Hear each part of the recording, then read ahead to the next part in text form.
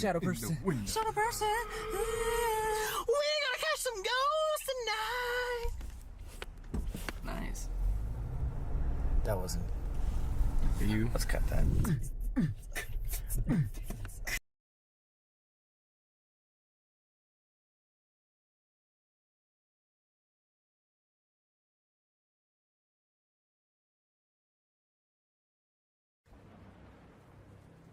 This was a little under 2 years ago. Back then, I lived in a small 2-story townhouse and worked remotely from home. The place had a small kitchen and living room on the first floor and 2 bedrooms on the second floor. One of those rooms I used as my office. During this time, the unit connected to mine that I shared a wall with was vacant. Nobody lived there or had moved in over 3 months. This night, I was working pretty late. It was rainy and cloudy outside, so I didn't have much else to do and decided to use the extra time to get ahead on work stuff. I sat in the office on my laptop for a good few hours. The house was quiet as usual, with the soft sounds of the rain outside ticking against the roof. I think it was just about 8 p.m. when, between the quiet clicking of my keyboard, I heard a thump on the wall next to me. I looked over, sort of confused, and heard it again. This was on the shared wall with the vacant unit, so naturally, it was kind of odd. After a few seconds of thinking, I thought that it must have been the owner checking up on something, or maybe prepping the unit for a tour in the morning. Regardless, I continued working. Over the course of the next hour or so, I heard random sounds from the other units. Creaks, thumps, and various other similar sounds. Oddly, they were spread out. Like I'd hear one creak, then several minutes would pass before I'd hear anything else. But then, at just about 9:30, I heard a door suddenly creak open and then pushed closed. This was louder than all the other sounds that I'd been hearing throughout the night, which made me feel kind of uneasy. It'd been months since I'd heard the sound of the other unit's door open and close, so I didn't actually know how loud or quiet it usually was. After a minute, I decided to take a break and leave the office, heading downstairs just to make sure everything was good with the other unit. I looked out the window next to the front door, seeing if maybe the owner's car was out there, but I didn't see anything. Nothing parked on the driveway or on the road. Also, while down there, I didn't hear a single noise from the other unit. I figured whoever it was must have already left, and so hopefully all the strange noises were done for the night.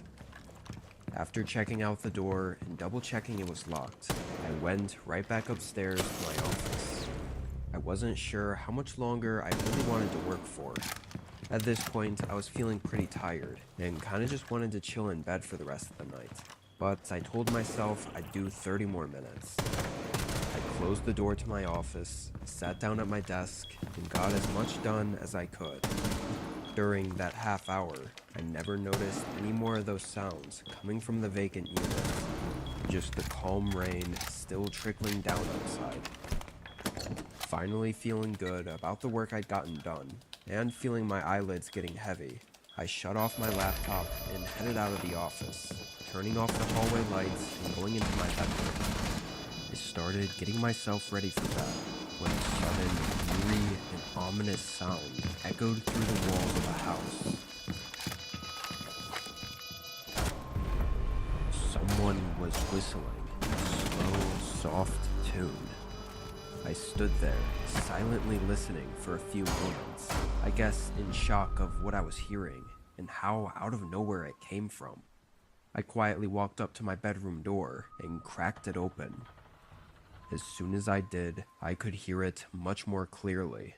It felt like it was too loud to be from the other unit, or even outside.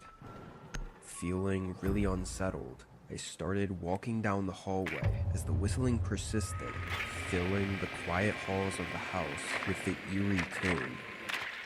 I made my way down the steps and moved toward the back of the house, where I could clearly hear the sound coming from.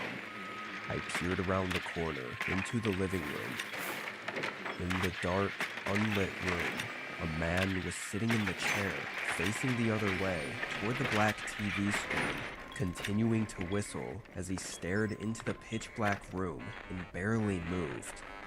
I could only see the general outline of him, but his hand that was on the armrest looked like it had something in it, like a small handgun.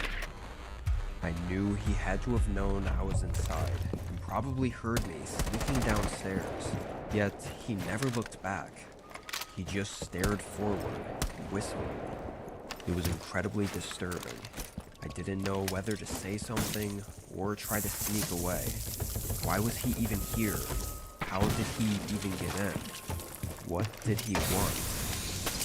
My heart was beating faster and faster before I made the sudden decision to run out of the house. I swung open the front door, still hearing the man continue whistling as I ran away. I only looked back once and didn't see him follow, but I did notice the door to the other unit was wide open. I got to the end of the road and called for help. When police got there, they could hear from outside that same eerie tune being whistled from inside. They approached carefully, going down to the living room and finding the man in the exact same position. They said he turned his head slightly to look at them, giving a short, crooked smile, then dropping his gun and letting them arrest him. He basically spoke nothing, what he was doing or had planned to do, or why he was there. Some of the officers I talked to thought he might have been trying to get arrested for some reason. But strangely, there's no information on the guy.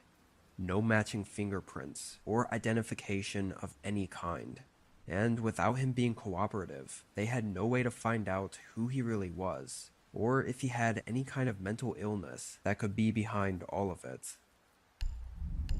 I don't know what other ways that night could have gone down, but even thinking about other possibilities makes me uneasy. Every once in a while, though, I still hear that same eerie tune being whistled in the middle of my dreams, making me wake up in a panic, thinking he could be back.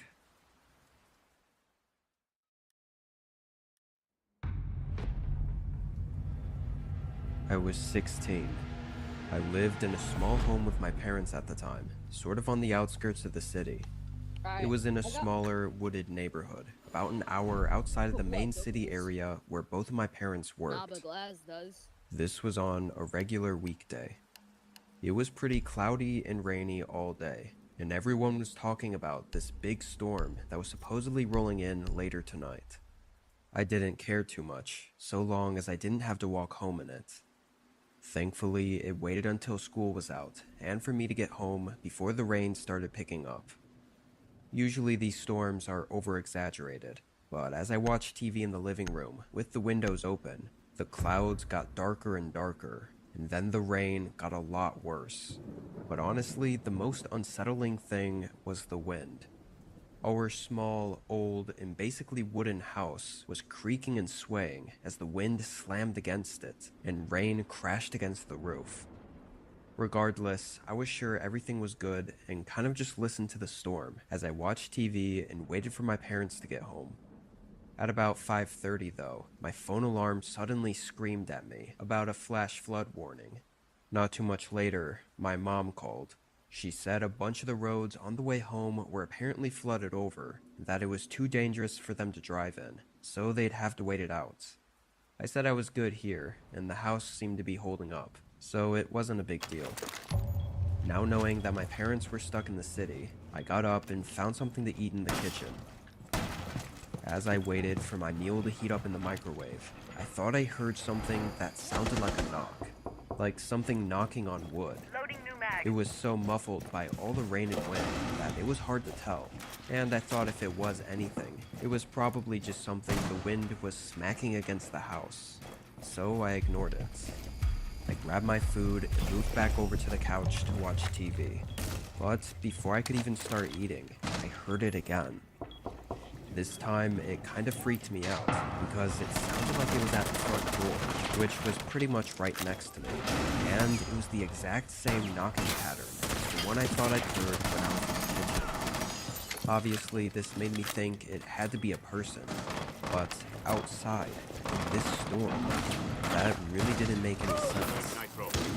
I was too scared for me to even check out the door, so I kinda just sat frozen on the couch, waited for something to happen, but when nothing did, I finally got up and went over to check out the door. I walked up to the door and looked out the peephole. It was mostly fogged over, all I could see were the blurry shapes of heavy rain pouring down.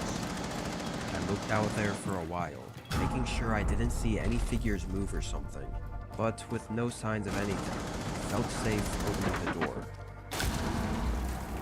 At first, I was relieved. Nobody was there. It was just the monstrous storm outside. But then I noticed something weird. In the mud coming up to the porch, there were footsteps. I couldn't actually make out the shoe print or anything, but it was clear by the repeating pattern through the mud that they were definitely footsteps. And given the weather, they had to be recent to not have been washed away already. I felt a chill run through my body before I abruptly closed the door.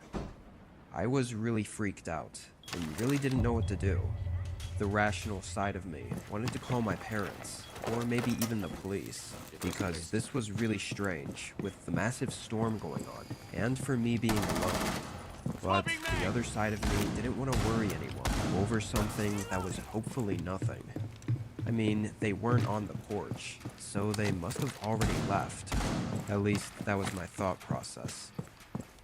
I stayed more alert, but refrained from calling anyone yet. I told myself if I saw or heard anything else, though, I'd call. I went back to the couch and ate my dinner, keeping the TV volume a bit lower so I could listen to the storm. Honestly, I don't remember much else from that part of the night, because at some point I just laid down and passed out, waiting for my parents to get home. My work is easy because I use ClickUp. Here's how I keep track of all my tasks. I start by brain dumping everything I need to get done in a list view. Next, I set a priority and a due date to keep things on track. I create custom statuses to organize my progress exactly how I want it. I like to add the action items field so AI can show me the next steps. I add my teammates as watchers so they're in the loop. ClickUp makes work easy, from personal projects to running a multi-billion-dollar company. Click the link below to create your workspace for free.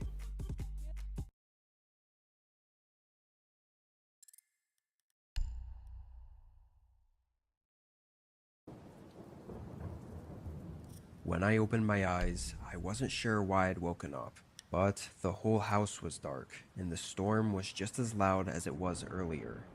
I knew a while had passed though, and I was curious how I'd been able to sleep so long without my parents coming home and waking me up. I picked up my phone and checked the time, but immediately saw I had multiple missed calls and unopened texts from my parents. They were just asking if I was okay, and said the roads were still too bad to drive in, and they had to get a hotel in the city for the night. I rubbed my eyes and sat up, not really processing any of the texts I read, and just trying to wake up still. And then I heard probably the most terrifying sound I could have heard in that moment. It was a single footstep on the wooden floor right above me. Not something hitting the house or wind making the house creak. It was unmistakably a footstep inside the house, specifically in my bedroom, which was the room directly above me. My heart started racing as I listened for another few seconds. I followed the sound of the footsteps, staring at the ceiling as they slowly moved through my room. Then they started going toward the door into the upstairs hallway. I knew I had to act fast. I turned my phone on silent and quietly ran into the small downstairs bathroom in the main hallway, keeping the lights off and carefully closing the door behind me and locking it. I don't think they heard me. I opened my phone and turned the brightness on the lowest setting as I called 911. It was pitch black in there, aside from the dim phone screen. Once I saw that the call timer had started, meaning an operator answered, I whispered my name, my address, and what was happening, then went back to staying quiet while keeping the call going. I was afraid to even put my phone on the quietest volume to let me hear the operator, especially as I began hearing the footsteps making their way down the stairs. The low thumps slowly moved through the hallway, rain and wind filling the sound between each step. They walked right past the bathroom door. They kept on until they got to the kitchen, and then a few seconds passed as I waited for the next footstep, and then a few more seconds passed. Before I knew it, I was just waiting for any more sounds, or for them to move, but I didn't hear anything. Several long, agonizing minutes passed, until a sudden bang at the front door sounded, and police called out. I ran out of the bathroom and opened the door, but it was apparent by the lack of any other sounds inside the house that the intruder was gone. The sliding back door was cracked open, leaving the eerie evidence of their absence. Likely, the sound of them breaking inside was drowned out by the heavy storm, keeping me asleep. However, that could actually be the reason that I'm still here today.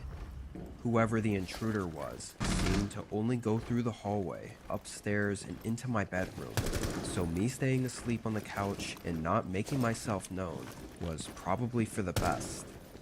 Disturbingly though, it seems clear that they were looking for me. What's really unnerving to think about, even today, years later, is that I never saw the person, so I literally know nothing about them. Whether they're a man or woman, teenager or adult, someone I knew, or someone I didn't know. Or worse, someone that I didn't know, but that knew me. Me and my parents have been pretty on edge for the last few years, hoping whoever it was doesn't attempt to come back to continue whatever they had planned for that night. A lot of people think AI is going to take their jobs, but it could actually save yours if you know how to use it. You know the feeling, right? Constantly switching between tabs, losing track of tasks, missing deadlines. Meet Motion, the AI assistant that's about to revolutionize how you work. Imagine an app that doesn't just track your tasks, but actively plans your entire day. Motion combines your calendar and to-do list into one powerful system. Here's how it works. You dump all your tasks into Motion. Work projects, personal errands, everything. Motion then creates the perfect daily agenda, automatically scheduling around your tasks. Deadline for that sales report at 3 p.m? No problem. Something takes longer than expected? All good. Motion reshuffles everything instantly. And when you can't finish something on time, Motion just slides it to the next best slot, leaving you stress-free with zero manual work. All your coworkers will be wondering how you get everything done at such a high level, but you know how. It's not complicated. It's just Motion. Less than 62 cents a day, and you'll be ahead of the entire office. Click below to start your 7-day free trial today.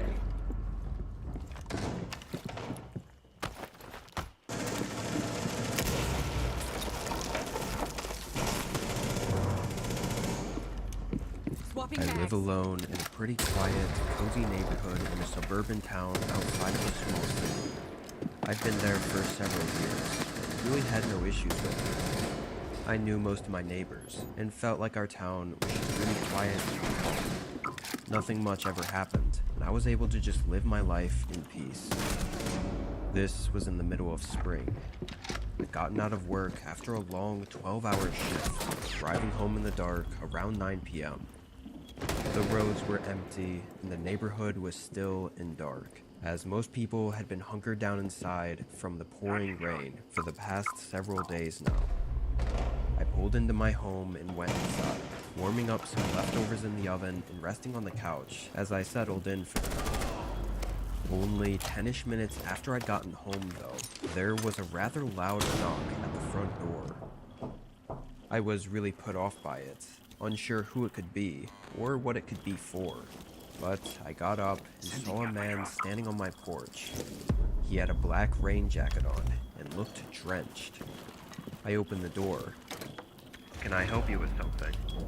The man looked at me for a moment. His eyes were droopy, like he was very tired, and his face was stiff and motionless. He looked a bit older than me, maybe in his early 30s, with a dark beard and longish brown hair, soaked by the rain. Finally, he answered, speaking slowly and without much emotion, explaining that his dog jumped his fence and he wanted to know if I'd seen it. I said no, that I haven't seen anything. He nodded in an understanding way, but his eyes wandered past me and into my house as he slowly turned away and walked off the porch. I closed the door. I thought the guy was kinda weird, but maybe he was just really tired and frustrated, especially with all this happening at night and in rainy weather. I hoped he'd find his dog soon though, and aside from that, I went back to the couch and forgot about it. I want to say I was sitting there, watching TV for maybe 15 minutes, before there was a sudden knock at the front door again. Immediately, I was sure it was the same guy, but I had no idea why he'd come back. I got up, very confused, and sort of concerned as well. Sure enough, when I looked out, I saw the same guy standing behind the door. I opened it, and this time I wasn't quite as friendly, just straight up asking him what he wanted. He had that same cold look as before. The man pointed towards the side of my house and said he saw his dog run into my backyard and asked if he could go look around back there. The way he said it was kind of strange though. I'm not sure how to explain it, but yeah, something was clearly not right. To get him off my back, and in case he was telling the truth, I said sure, he could go back there and look around. He said thank you, but at the same time as I was starting to close the door, he took a step forward, almost like he thought I was going to let him inside to lead him through the house to my back door. I just continued closing the door though. I'm not sure why he would have thought that, when he could easily just walk around the house and to my backyard. I looked out to make sure he left, and he did, going around to the side of my house. After all of that though, I wasn't too comfortable with the guy just wandering around, so I went to the kitchen where I could watch out the back door. I didn't stare at him through the door or anything, but I cleaned up some stuff on the counters, while occasionally looking back at what he was up to. Every time I looked, it seemed like he was just walking around the perimeter of the yard, until one time I looked back, his face was right behind the glass, looking in at me. It literally made me jump. I yelled through the glass, asking what he wanted. He called out, asking if his dog was inside my house. What the hell was wrong with this guy? I sternly said no, clearly showing that I was getting impatient with him. But the man kept asking, wanting me to let him in the house to look around for his dog. He'd bang on the door every time I wouldn't answer. I could see it in his face that he was getting unnervingly angry at the fact that I wouldn't let him in. It was getting kind of horrifying. As he kept hitting the door and yelling at me, I called the police. Only then, once he saw me take my phone out, he finally stopped and leave, which only made it more suspicious as to what he was truly up to. Police came and took a report from me of what happened and what he looked like and all that sort of stuff.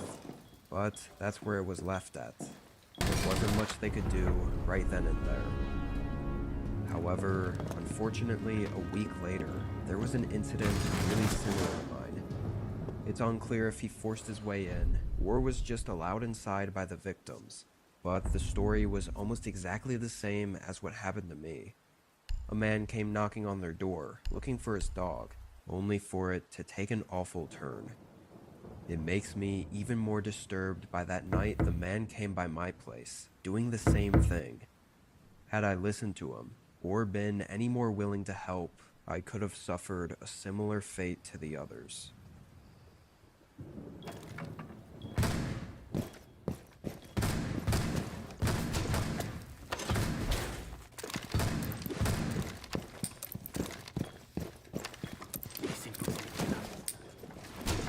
Would you rather spend your summer like this? Hey, Jim, how's your back?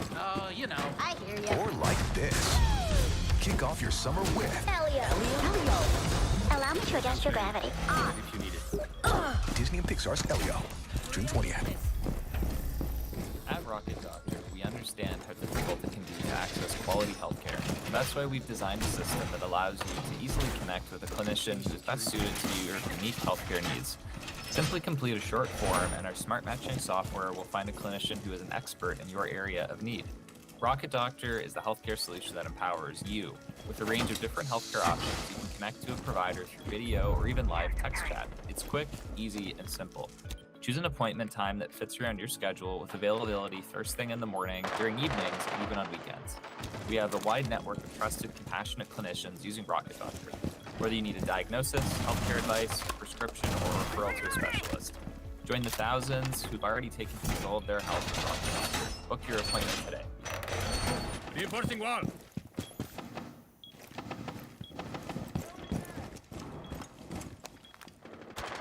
A century-old unsolved axe murder. 8 people hacked to death.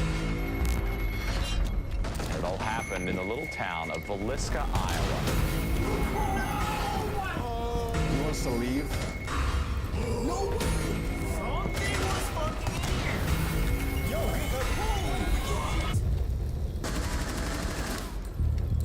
When we initially walked into the house, I was like, okay, it's creepy in here. A little spooky, but I'm fine. We went upstairs. It wasn't when we were in the parents' room, it's when we went in the kids' room. I felt the same feeling in my back that I felt when I had that experience at the seance in the Wondering House, when I got an attachment. A spirit, when it's trying to attach itself to you, it starts by making like back pain at the bottom of your spine, and it goes all the way up. And that's... What, you just get touched? I just felt like a pressure on my back. That's legit what I felt, and I just felt that same thing upstairs. I feel the same way as I felt during contact. To be quite honest, when I was like, all right, we're gonna go to these haunted houses, like, all right, compared to like Hell Week, we're chilling. After all these stories, these interviews we've done today, I'm like thinking this might be one of the more scary places we've actually been to. Seriously, it feels like it too. This feels like you walk into the room and there is a psychic oppression. Like suddenly you're just... And I'm not trying to hype this place up for camera, man. I'm being so serious right now like that. I have not felt that feeling since I had that experience. And he said that this was actually known for physical touch, scratches, like actual things happening. Most paranormal occurrences are like sounds or like you see apparitions. This is physical. It's different. Yeah, and what's freaky is it's not even the axe murder that was freaky. It's the fact that there was an energy that's been here for a long time. But that entity is still here. So that technically means that the murderer is still here.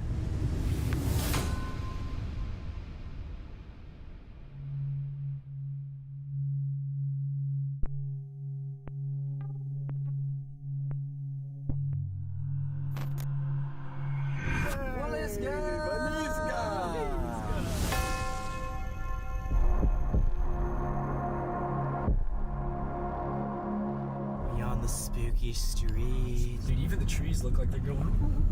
It's gonna be on the left here at the end. Oh wait, I think I see it, dude. I see it too. There it is, that's There it is. It's so tiny. It's so tiny. Dude, this is not what I expected it to look like. Here we go. The house is 508. 508 is my area code where I live. And you are related to an axe murderer?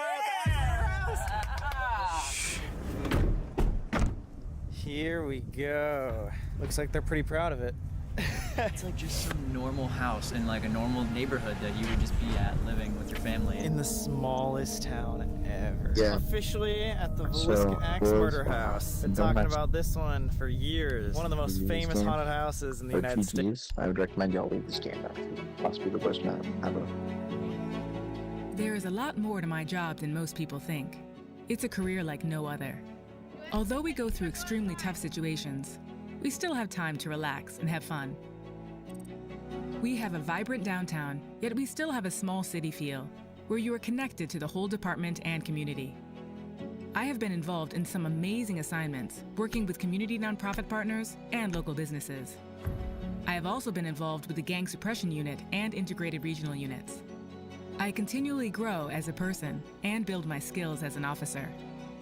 There is never a dull moment at my job, and it's always an adventure.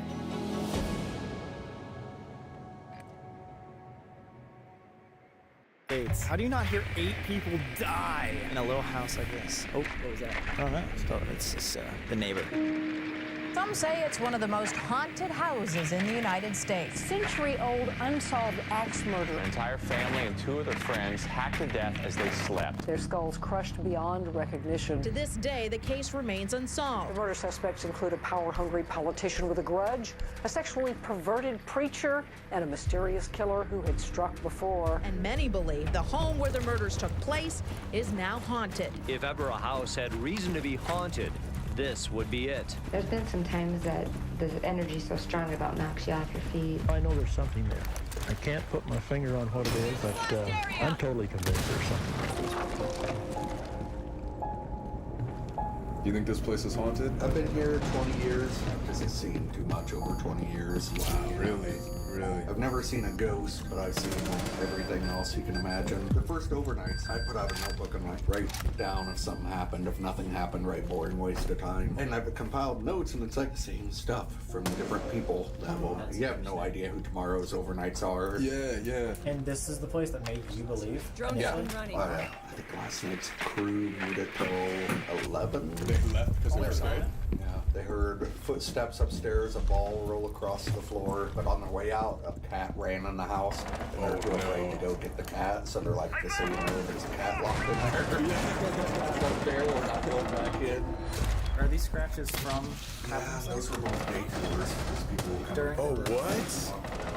Does that happen often? Is like actual physical things happening to people? Yeah, somewhat. And then it started to spread for like a month after that. Scratch after scratch after scratch. A friend here, Seth, has a reputation of getting grabbed at places, so. Perfect. There's 7 of them. We were all kind of gathered in this area, and the door was shut. I was just waiting on their person to come out of the bathroom. And finally, I'm like, yeah, is somebody in there? They're like, no. And so a guy went to go in to use it, did a little knock, and we all heard, yeah. And so he sat there for a while, and I'm like, thought you didn't have anyone in there. Pretty soon the guy just kind of turns it and opens it. No Light one was there? off. There's no. All Wow, 7 what? of us heard. That's creepy. I've heard of some mixed reviews, but you 100% think this place is haunted? For sure. Like this would have fizzled out 25 years ago, and we're still like a year booked in it. I was gonna say, you think that's the main reason why this place is so famous, Oh, is yeah. for the paranormal? When we started this, Darwin, who bought it, it's like, we're not going to advertise any of this. We never have. He's like, What? it'll just be what it is. It's all word of mouth? That's incredible because like this is a place that personally I've wanted to come to. Yeah, I've heard about this all over. Every TV show, that's them calling us. That's the one that tries to run in the house all the time. So wait, that cat's drawn to the house? Yeah, it's here all the time. That's super cool. Does it have a name or is it stray or? Call it church. Hey, church. From What's up, from church? Oh, yeah! There you go. You got If you unpick that, there. Oh my god. Oh, it's so much tinier than. Dude, it smells anything. So I come in to clean one day, and I hear some guy walk across the upstairs shed of dressing door, and I'm like, who's this? Like, not on my watch. He's that mad. I go running upstairs to confront this guy. So all my buddies afterwards are like, oh, house is making noise, man. It's like, I'm not a 2-year-old. I know what the first step is. I've seen Shadow Figure, which we've had profiling forensics groups catch it on video. Shadow Man. I've seen every door in this house open and slam by itself on non-windy days. Objects move, chairs rock, seen long conversations upstairs. Here lately it's been really weird. If anybody starts getting weird, go get a candy bar, like, take a break. Yeah. You don't need to get it out. You're not you when you're hungry. I've been here many times, just not even ghost hunting, just like cleaning and stuff, and start to just feel like you're half drunk or out of it, and it's like, I need out of this house, and go out, and it's like an hour or two later, you start to like get back to normal, like all that paranormal hangover. After some places we go to, it takes me a couple days to just kind of readjust. Seriously. Yeah, Swear it's a to God. super normal thing if you do this a lot. Wow, I had no idea. That's freaky. You're about to experience it, Nate. Oh, okay. What's the scariest thing you experienced? I was upstairs, me being a complete loser on a Friday night at 10 p.m. It's like, oh, okay, I'll go fix stuff at the Axe House. My life sucks that bad. That's what I do on a Friday night. So I lock the door, and I'm trying to fix a bed upstairs. Door opens, somebody walks in, door shuts. And I'm up there going, in my head, I'm like, open people. And it's like, well, obviously they broke in, idiot. So I'm just listening to them walk around down here. Like, they don't know I'm up here. This is awesome. So I hide in the kids' room closet. Plan is to scare the crap out of this kid and just be like, why are you breaking in? If you want to see it, I'll just show it to you. They come upstairs into the room I'm in. You can hear the footsteps. It's like, and you can feel it on the floor. I kick the door open to the big blah. Oh, nothing. Whoa. Let me out. I was frozen. I was just standing there like this, and I went to say hello, and it was just, I couldn't even talk. I think whatever is here latches on to people that are mentally stable or rooted in whatever faith. Yo, somebody just took Warden right here. Yo, get the fuck off Warden right now, you dumbass. Fuck off. The fuck off, dog. Right now. Fuck off. Yo, now you want to take dog too? Oh yeah, your ass going. Oh yeah, yep. Over. I'm booting you offline, pussy. I'm genuinely uncomfortable in this house. I'm scared. It has nothing to do with the stories. It's just the vibe here. I was like, yo, this is a tiny little house. This is gonna be chill, but this seems like actually one of the scarier places. You gotta heart rate is at 150. Holy shit, dude. Now 100. Dude, what's freaking me out is that the mental manipulation thing, man. That it might not be happening outside of us, but inside. Yeah, we're just right here. He said 90% of the stuff happens upstairs. Hard. You doing that, bro? What's wrong with you? What's wrong with She was you? like dying in the hospital. She went to a hospital where they would let like cats walk around. Dad, and apparently, right before you were about to die, a cat would come up and like lay with you for comfort. And then you pass. She's like running around. I have a boyfriend. Get away. A lot of people do this, but I'm just saying there was a cat just like sitting there watching Making sense of like it can sense, like it has another sense of like a spiritual realm. Or it could just be cat.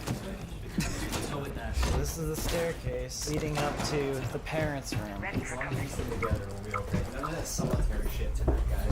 Oh yeah, you don't want to? Oh, no, not tonight. How did he get up those stairs? Exactly. Like most people probably think he's in panic. Got the parents. Walked over there because there's a big pool of blood at the top of the steps that wasn't hooked to this blood. So it's almost like he just froze. And he just stood there as the blood dripped off the axe. Then went and got those kids. 2 downstairs, came back on him again, back downstairs again. But that's just a guess. So he's hitting them with the blunt part, the blades back as he's coming back like that. Let's see where, oh my gosh, up the ceiling. It's just like hitting the back of the wall. That is horrifying. Yes. I thought he would be like swinging from here for some reason. Wait, this kid's sleeping in there. Yeah, there's four. The entire Moore family was upstairs. Yeah, how did he do that? How did he get from there all the way over here to kill 4 kids in this room? So this had about 6 layers of wallpaper on when tore off. This mark was underneath all of that. The ceiling was tore up with axe marks. So do you think he was going like crazy with it, like running around just smacking everything? Like yeah. frenzy? At one point, one of the detectives back in the day said it looked like he took the axe like this. In this room, it is like a celebrating frenzy, is what he called it. Dr. Ed Epperly has been investigating these murders. The killer was swinging the axe over his head one-handed in a frenzy of excitement. So after the door incident, and it was this door that I kicked open. Okay, so when you were running up the stairs to like hide from this guy, you were standing right there. I heard him downstairs, so I hid in that closet. Mm-hmm. And they come in here, and I mean, you can feel it. Oh, yeah. It took me 3 days to come back, and I'm just like, you guys, I gotta work here. Like, leave me alone. I'll leave you alone. And then I go, you guys need me here because I bring you sacrifices every night. No. Oh my god. It's super weird. So tonight we're the sacrifices, guys. Yeah, welcome! Sacrifice! If you come in wanting to hit the hornet's nest with a baseball bat, you're gonna get that. If you come in wanting to roll a ball with a kid, you're gonna get that. Anybody want to roll balls? Oh, you're saying you don't want to hit the hornet's I nest would rather tonight? play with some balls. Just out of curiosity, what place was you think like the scariest that you've been to? Sally House in Atchison, Kansas. No way! We're going to that in 2 days. We're doing that in 2 days. You think that's the scariest place you've ever been? What led me there was... No way, no way. These 2 places are the exact same street address. Both of them are 508 2nd Street. This house and the Sally House. So these are like connected. Deb and Tony Pickman, who used to live in the Sally House, come do an overnight here. And as soon as Tony walked in, he's like, whatever's in here was what was at my place. So if you look at the artist rendition of Sally, spitting image of Catherine Moore, he pointed this out. I got chills, dude. Wow. And in the basement, there's this big blob on the floor, which was supposedly where the pentagram was. So I'm standing on it, trying to get stuff to happen. Nothing's happening. So I was like, in the name of Jesus Christ, do something. I felt like a scratch on my leg. So I run upstairs, I'm like, yes, I got scratched. This is so awesome.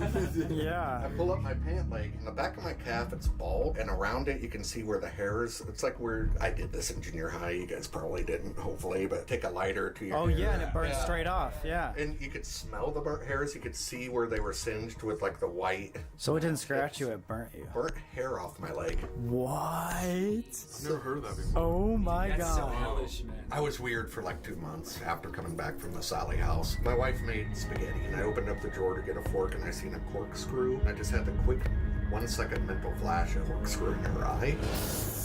And I was just like, what is wrong with me? Ghost Adventures filmed not too long after that, and Zach's like, do you ever get weird mental flashes of violence? I'm like, yeah.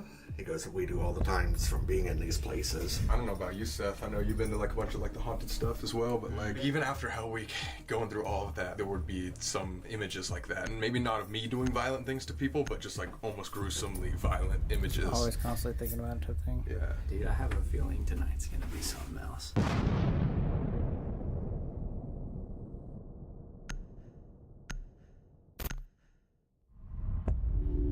You just see that? What? On the way down, his phone just completely ran out of battery. Wait, what? Right there. Done. It turned off. He said he had half battery. Mine's fine. I saw that die, I thought you turned it off. No. Well, you know what that means though. It's taking power. You guys want something that had a little extra oomph? Yes. He said, yeah, I got you. Come on out to the office. Dude, the cat's tripping me out. I like the cat. I like it, but it's tripping me out. Look. It's coming in the bar. So if the idea of ghosts feed off of energy, this EM pump, just throw it in the house somewhere and flick that on, and it's going to blast energy into the room, almost feeding it. This is basically going to force feed a shit ton of that into whatever room it's in. So it's going to give it plenty of energy to do whatever. So just throw this in there. And Thanks for letting us That's feel that. amazing, yeah. And hey, congrats on the Employee of the Year. 20 years running. 20 years running. That's actually really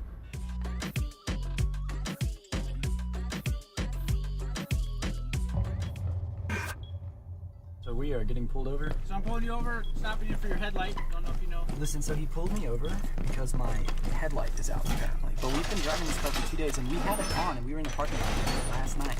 So it might have gone out since we've been at the Villisca. Is that another sense of power outage since we've been at the Villisca house? Right there. The headlight's not out. No, are you kidding me? The headlight is not out. It's literally not out. What? Guys, we just got pulled over. What for that? Wait, try your bright. Try your bright. No, the brights are on right now. Brights are on too? Turn off your brights. Maybe it's different. What? It's not out. What's up, guys? It's Sam and Colby. Obviously, tonight we are at one of the most spooky haunted houses in the United States, the Villisca Axe Murder House. Today we got Nate and Seth, and as you guys know, Seth, aren't you related to a freaking axe murderer? If you believe it was Lizzie. Fifth cousin Lizzie, axe murderer, is coming to another axe murderer's house. Right now, we start a night alone here in this house. We are about to tell you guys one of the most insane murder mystery stories that I've ever heard of. Probably one of the coolest in all the United States. Seriously, and guys, viewer discretion is advised. Like, it's going to get graphic at some points, and even Very. like, I don't know how to say this. It's like sexual. Sexually, like, weird. Yeah, so don't watch it with your parents, please. Yeah. All right, so let's get inside. I'll tell you why this is gonna probably stay unsolved.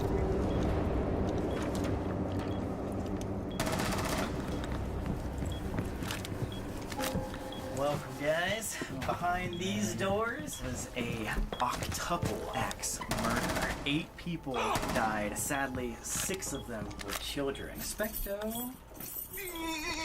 Oh yeah, we put the balls in there before we left for dinner. The balls are hanging where they should. All right. We're officially alone in here. Dude, it should be said that, like, the minute you walk through that door, the energy just... The killer would have come in here and gone immediately up these steps. This is a small house, you know, there's 8 people in here. How would a killer with an axe get in through a window and walk all the way up these stairs without anyone here? See, that's why I think he was in the attic. They also found 2 cigarette butts in the attic as well during the investigation. Oh, really? They did. Now, this was June 10th, Well, it actually occurred on a Sunday. They were all at church. The mother, Sarah Moore, was actually like putting on this like event that they were doing at the church. They walked down here afterwards. They had 2 other of the kids' friends there with them that night. Weirdly enough, Villisca City was in an argument with the electrical company about power and wages and all that sort of stuff. So they constantly shut off the lights around town that night. So this was super dark. Perfect. So the 2 friends were like, I don't want to walk home all the way in the dark. Can I sleep over this night alone? If this would have happened on any other night, 2 of those kids would have been saved. Wrong place at the wrong time. Hardly anybody actually like locked their doors at night. It just was a normal thing for your neighbor to come around, knock, like just walk in and be like, hey, can I have some sugar? Or, you know, whatever they need, right? Well, and the whole serial killer thing just wasn't even in their radar. All the family members lived upstairs, so there's 4 kids in one bedroom and the 2 parents in the main bedroom right here. And the guest bedroom is right here in this living room. That Right would over be there. Where the other 2 members will be. It just got really quiet. The heater cut off. Oh, God. Promise, I was just listening to that. Okay. This is like a really touchy subject, I feel like, because we're dealing with like children here. Like all these kids that passed away were like 12 or under. When you bring children into it, it just gets even more gruesome. And it just also shows you how fucked up this killer actually was. Yeah, whoever it was. If he wasn't hiding in the attic and there's 8 people in the house, how did he come up these stairs right here without making any sort of noise? Dude, my heart rate, I swear to God, it just like increased so creepy. so much when we came up here. I'm at 130, bro. That's like I'm like jogging or something. Allegedly, he killed the parents first because obviously the parents would be the most likely, biggest threat, most likely to fight back, Kill Joe Moore, kill Sarah Moore. He would use the back end. The reason why he did back end was fast. He didn't want to risk the possibility of it getting lodged or stuck in someone's Apparently Sarah Moore was the only victim of this entire crime that had the blade actually hit her. See, this is where you think he did. I think he would be in. This makes the most sense. It could be. What if all the clothes were hiding him back there and he was just like ducked around the corner, you know? It could have been like that. He couldn't hide him easy. 4 of the children were stuck in this room and all died without being pulled out. It just would have hurt. Both their parents just died by blunt force of the parents. 5 people. Doesn't make any sense. Like, and even if they did have a door right here way back in the day, like, you would still be able to hear them. I personally thought, like, when I first was researching this, that he had some sort of prison or, like, chloroform or something to knock them all out, like, quietly and kill them. All the interviews that we had today, like, every expert was just like, nope, that didn't happen. That means that this person must have been very quick and know exactly what they were doing. We already talked about this in the tour a little bit, but you can look and actually see the axe marks here as well. If he was using the blunt end, he would have had to swing it this way and then come back up and smack this. Well, and he was left-handed, so like... Oh, yeah, you're right. They're doing a bam. Yeah, what? But there's the little girls right there, rest in peace. Yeah, the victims. Paul Moore, age 5 years old. Boyd Moore, Catherine Moore, and then Herman Moore, all rest in peace. They might have just been scared. You know, they might have just like stayed in here scared. You know what I mean? Maybe that might be it. Maybe they even pretended that they were asleep. Like if you hear someone walking around, it could have been, you know, their friends downstairs or their parents to come check on them, and they're like, okay, let me just, you know, stay quiet.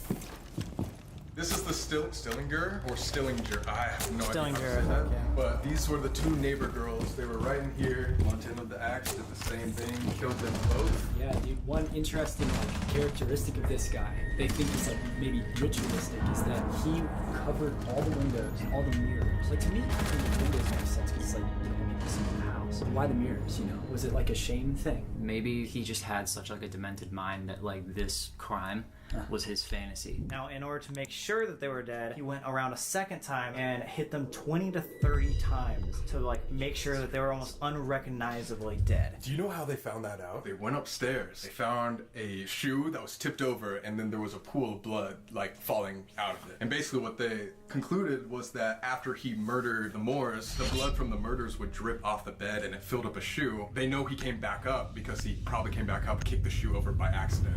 Like, how would the shoe be full of blood?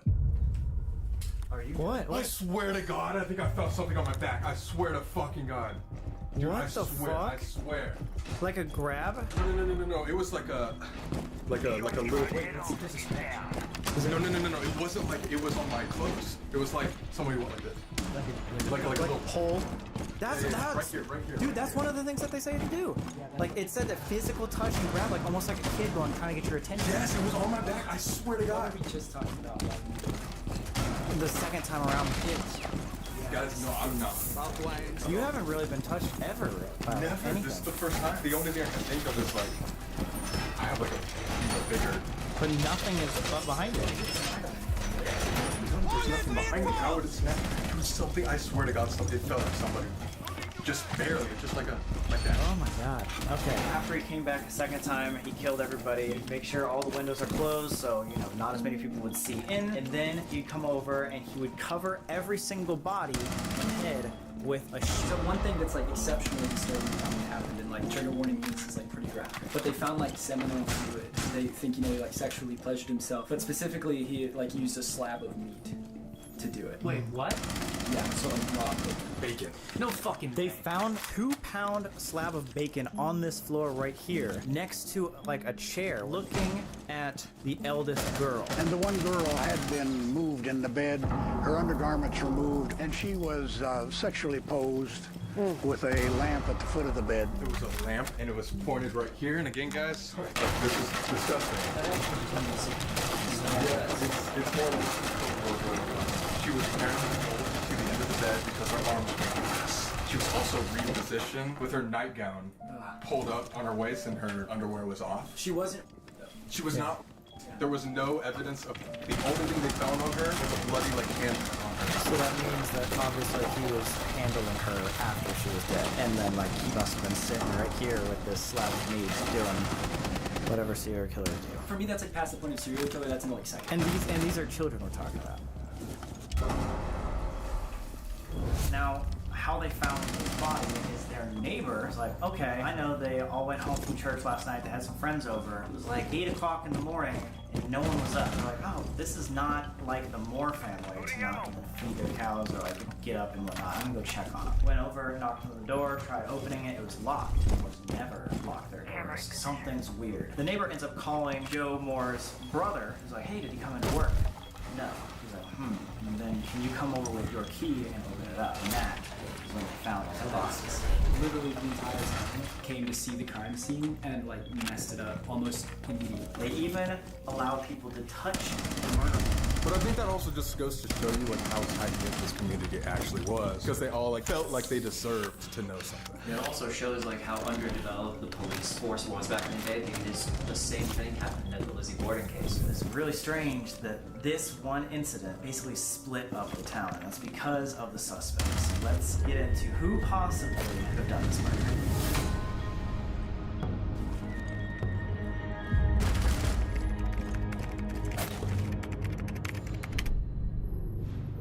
Kelly Rundle produced and directed the film, and Dr. Ed Epperly has been investigating these murders for decades. Well, my name is Kelly Rundle. My name is Ed Epperly. Hi, my name is Rachel McCarthy James. I am the co-author of the 2017 true crime book, The Man from the Train. This is obviously one of the most famous murder mysteries in the United States, so there's a lot of different suspects, but it really comes down to only a couple. Pretty much everybody else that's done this video concluded that there are 2 main suspects. So the first main suspect was actually a man that lived in this town named Frank Jones, and he was a businessman, rumored to be business rivals with Mr. Joe Moore himself. So bad, like they would see each other like in person and like choose to walk on opposite sides of the sidewalk. And you know how tiny this town is. Joe Moore might have had a sexual relationship with Frank's daughter-in-law.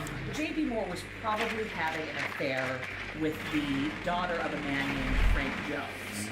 So people thought that Frank Jones did this crime in retaliation for it. That would be a good motive. Dude, that's old time TV. Word just got around that there might have been an affair going on. You know anything about the telephone? 1912, girl that was running the switchboard could press a lever and listen to the conversation. He was also Iowa state senator, so when people started pointing fingers towards him, saying he was the one that did it, it kind of divided the town because a lot of people looked up to him and trusted him. He was like a very wealthy, successful man in this town. Basically made this little town turn into chaos. There's a second one who is probably Frank Jones's polar opposite. He's an erratic little creature named Reverend Kelly. He was notorious for being a peeping Tom, which if you don't know what that is, it's someone who goes town to town, house to house, just peeping in windows, trying to watch you naked. He was also notorious for trying to elicit sexual behavior from women all over the place. Like, he tried to hire a stenographer, but told her, if you're gonna type for me, you're gonna be in the nude. Creepy guy. So he had a sexual fascination. He needed to see. Which would explain what might have happened. Women naked. The killer sat there and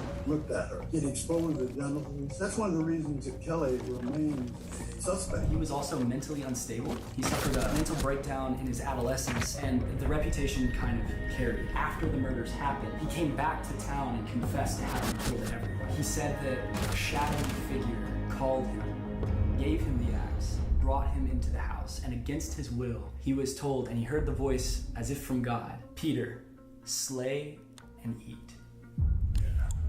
Messed up. He had been in town the night of the murders and had left early the next morning. But ultimately, the state charged him with the crime. Wait, so Johnny, do you have a theory as to like who committed the murders? Robert Kelly. Yeah. Really? He's this guy, old guy, come in for a day tour, and he said probably the smartest thing I've ever heard. He goes, you just gotta look at the crime and how crazy it was. I was like, yeah, it's super crazy. Like, the guy ate a meal afterwards. He goes, it takes a crazy person to do a crazy crime. It's so simple. I didn't even think about that. Yeah. The day of the murders at 5:19 a.m., prior to the neighbor finding the bodies, he was seen leaving town on the railway and told passengers there's 8 souls left.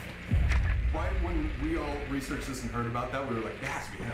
Kelly. Obviously, He's a so weird guy. He was also left-handed. We forgot to say that. Yeah, left-handed, 5'2". So it would have matched his like crazy sporadic behavior with the axe and swinging and all that. He's in and out of town all the time, like not staying. And also, he was seen sending a bloody t-shirt to Omaha to get him clean. Oh, you know what else? He was seen attending that church service the night before. Yeah. He was there. He was there. So what if he just saw these girls performing, because all the more girls and their friends were all performing at the church. What if he was there, saw them, you know what? sought them out? And that would make sense. That would make sense with the whole covering the mirror thing, because he was obviously in conflict with himself about these sexual drives, because he was a reverend, you know. So after hearing all this information, and if these are the main 2 suspects, it's pretty clear that it was Reverend Kelly.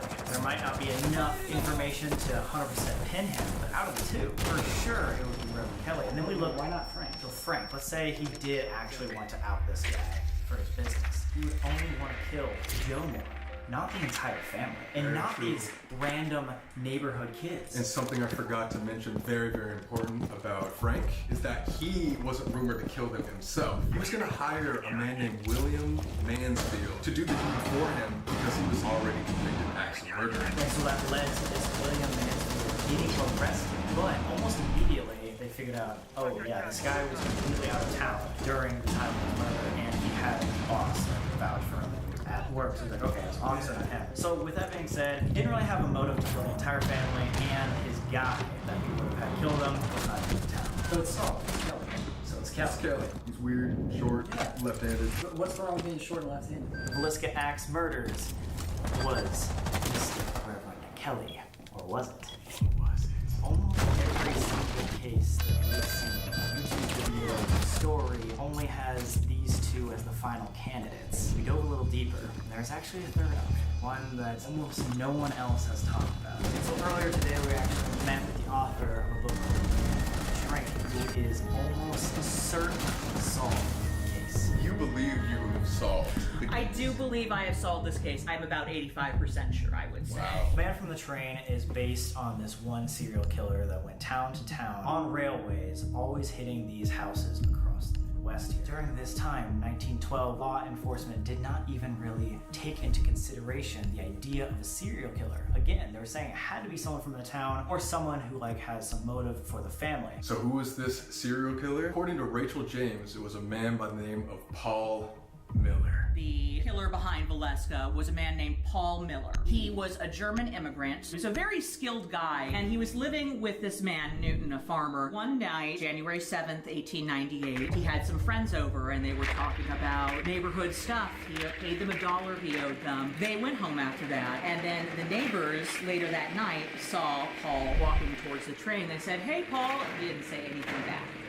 A couple days later, they notice the cows haven't been fed and the dogs and that something is off. They go in there, find the whole family dead, all killed with Or someone clearing a hard covered with breach. bed sheets. This single person had a very strict ritual, very, very similar to what happened here at the Villisca Axe murder house. He had been doing this for about 15 years, and he was very practiced getting off the train, finding a house with a family, going in, killing them, getting back on the train. Is there any other common similarities that are just like minor details? Yeah, what I was looking for was a whole family murder. Another one would be that he picked up an axe at the scene. He didn't bring his own axe, so he would leave a wood pile with an axe in it in their backyard. Almost identical to this. And he would take lanterns, put them on the ground, and remove the sheath and make the place more green. And there was, unfortunately, like little girls in these other houses who were not molested but positioned in There's always like sexually aggressive like behaviors towards like murders. Killing children, especially if they're children you don't know, especially if they're children you don't care for, that is another level of magnitude above what most people are capable of, even violent people. Of course. So that's really what makes me think that it is Paul Miller is the children. Based on the evidence, I think it is very clear who did this murder. Even if it's not Paul Miller himself, definitely a serial killer who was traveling around the Midwest is my personal opinion of what happened. At the same time, I'm interested in Kelly. I'm not sold that it's not him.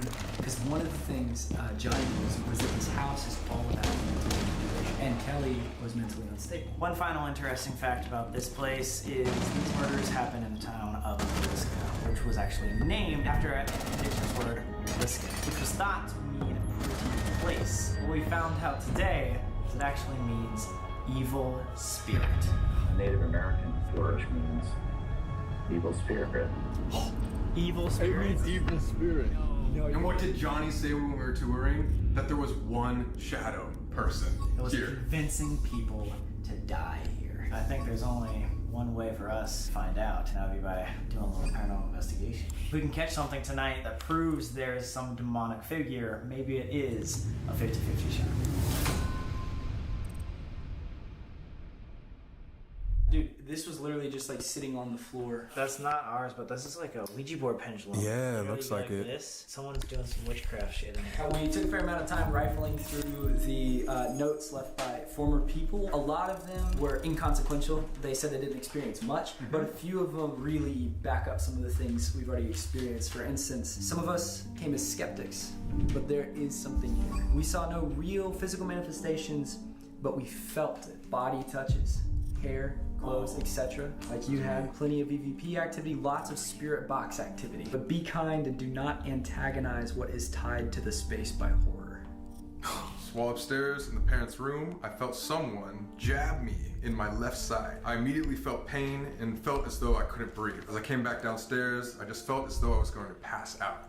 Dizzy feeling. That's exactly what you had. We visited the house today. I left laughing, thinking that everybody that comes here was crazy for even thinking that there were spirits or hauntings. And then we decided to look back on our EVPs. I now have chills. My two girls alone in the upstairs closet asking if the kids wanted to play. And the little girl's voice responded, "Please come back."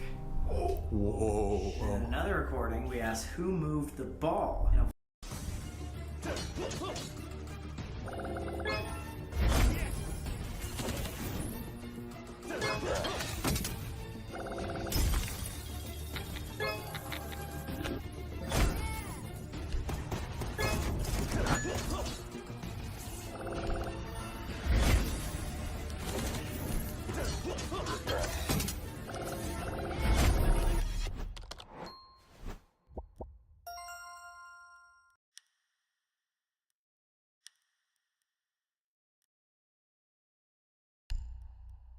voice recording a little child saying, "I did." Around midnight, another train came. I was reading the Bible aloud by myself when an EVP in the attic we caught saying, "Pray." I asked if they wanted me to pray, and an answer in a female voice said, "You should." Oh man. In the attic? I got me and Josh's version of the music box. When something goes in front, Oh, Yours is different. Got a range of 5 feet, so anything within 5 feet will trigger that. This is what we call a geophone. It's got a bunch of lights and stuff on it, but basically all these little LEDs, they detect touch and vibration. Like a step, that was me. Blue lights right here are a built-in K2 meter. Numbers right here are just temperature reading. Red lights right here indicate a drastic change in temperature. Ladybug on you, bro. Dude, a ladybug, that's good luck. Oh, that is good luck. Yo, we need that for this, because this is really, really freaking scary. A ladybug. That's a tiny one. Have you seen the balls? I haven't seen the balls yet. So these are cat balls. So basically they just respond to Cat's touch. balls, yeah, his Wait, you girlfriend. took those balls from cats? Yeah. You have to grab it and cough for it to actually work. Finally bought ourselves some mag light flashlights. These are the easiest flashlights to go on and off. So if there's some sort of motion, spirit, or anything that happens, it should be able to go on and off to answer a question. What do we call this? The crack pump? Yeah, crack pump. Yeah, crack pump. That's how you know it's working, because look, the EMF goes crazy around It it pumps. too. It's literally pumping. It's like It's boom, pumping. It full of crack right now. Yeah, you can see it. Boom. boom. Your little heartbeat. So the crack is getting pumped. Let's set up all of our equipment and let's get started. What? Huh? Did you not get that? No, I was not filming at all. I don't know. Look at this. Look at this. Something's on. Is that? What are you looking at? Yo, see there's this? something in here. Wait, guys, there's no way we could have. What? Oh, it might be a cat ball or something down there. Dude, and it's under That the was sheets. definitely not on, or else we would have noticed that. How would that be on so long? Wait, what is it? Is it a cat ball? How hard do you have to squeeze that to Dude, make you it turn on? have to give it a squeeze. When we walked in there, it was on. It didn't turn on when we walked by? But that's covered in pillows, so think about Yeah, that. there's no way. Even if we were like pushing on it, Yeah, there's yeah, no yeah, way. yeah. No way. No way in hell. There's the Oh my train. God. Okay, we were talking about this. That could have easily been loud enough to cover up footsteps. Yeah, Walking around. definitely. Easy. I mean, Johnny said they liked to play with the balls the most. No way. So it couldn't have been us. That just proves it right there. There's no way that would be us. No. Dude, we just walked in. No way. Something was fucking in here. And it just turned on again. Wait, that is literally like a cat ball right now. Like, It was in the closet. That wasn't you? That wasn't you? No.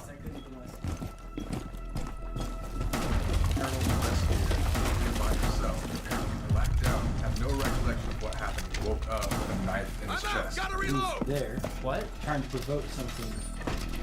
One of the last overnights I had was a guy from Texas. They come in and they're like, "Can we just talk to you for a second?" The dude was shaking. He's talking about all the stuff that happened in the normal spots. Then he said he was sitting on that bed and they're provoking. It's not like in the closet. Reload!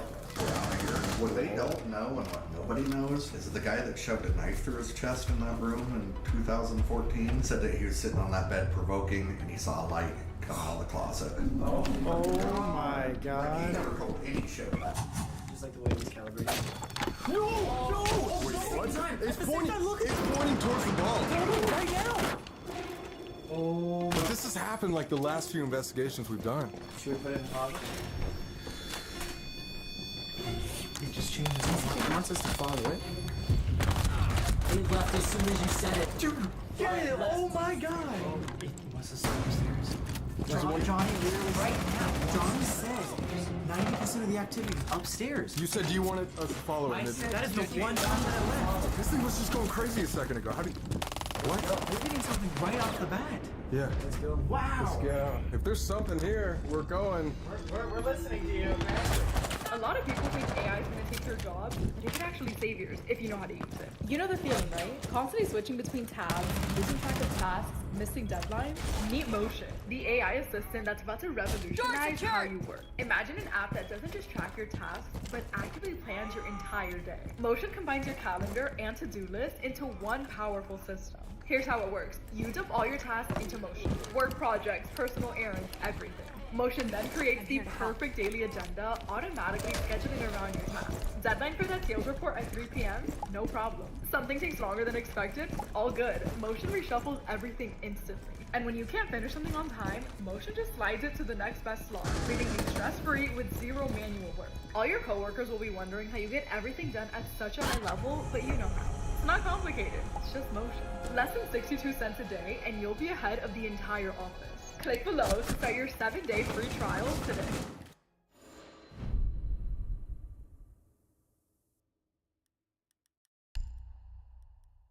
This is where I think the killer would have been for sure. Guys. What? Already. Pointing towards the... Attic? Pointing down towards the attic. Wait, turn on that music box. Is there anything right there? Yeah. Where's that calibrator? Dude, Dad, oh wait, my God. it's pointing towards the attic. And now this thing is. Have you seen this before? I know you did the Dracula's Castle, but like this? This is next level. This is literally next level. Dude, what? Only towards the attic. The theory that he could have been in the attic. So this is one of the places that the killer might have been hiding. It's here or the barn. If the killer was in the attic, can you make one of these devices stop? Can you step away from both these devices? Can you make one of these devices stop?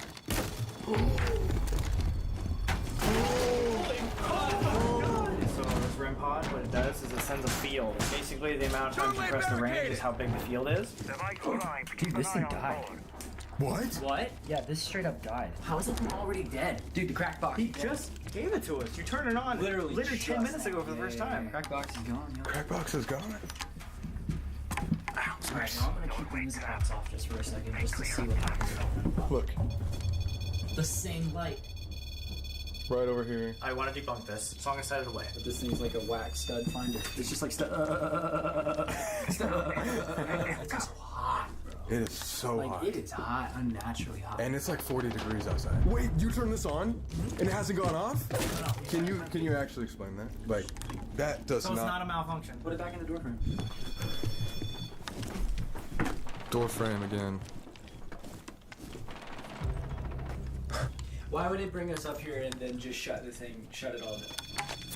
Pointing towards the attic. If we see the door frame, it would have happened immediately. Something like this relies on constant force. Comment down below if you can explain it. Like, you understand this? No, I don't. Like, we're asking you guys watching. Set the music box, aim this way. And I want to see if there's something in the doorway. There you go.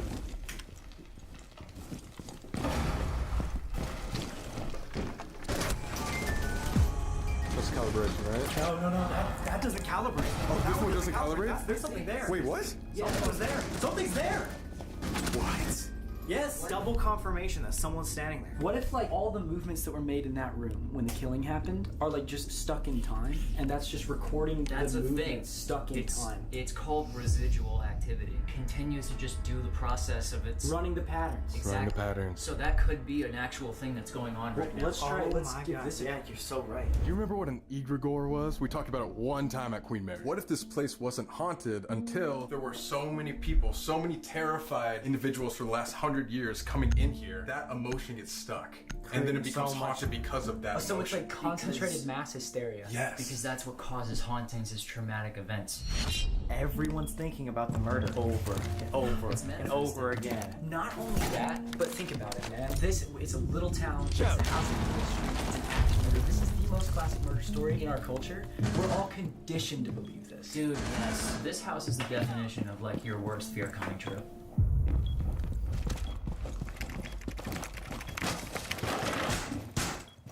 No, you didn't. No, you didn't. You wouldn't. They will not believe this. I've been having it record for so long. It turned off. Oh. On camera. Okay. It's.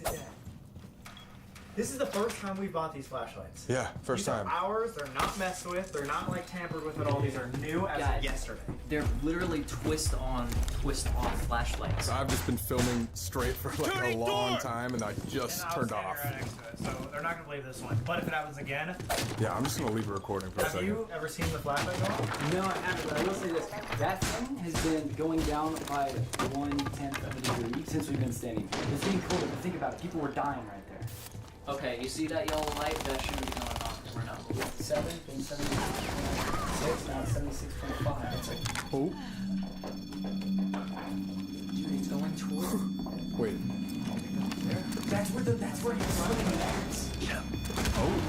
look, it's going back and forth as if he's making a motion. Oh, I didn't even think about that.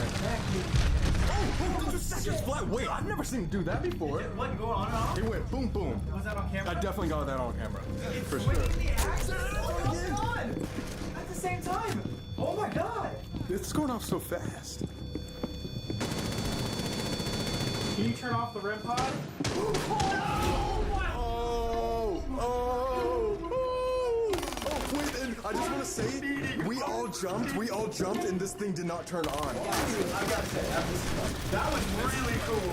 People are also really like, listen, you don't understand how rare it is for these devices to go off. Yeah. You were here right now. You'd be jumping too. It's excitement and also just like pure awe. Think about it, like when we were at Odessa, we had those on for like an hour straight. As if to confirm.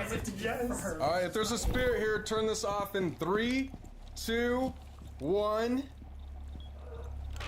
Maybe it's just playing with you. Maybe Okay. sometimes it does take a little bit, but nonetheless, it's turning it on and turning it off. Yeah. And you know what's just really weird about the REM pod going back and forth between the yellow and the blue light? He was standing in that exact spot. And wait, oh my god, I just realized it's not going off again. This turned on, right?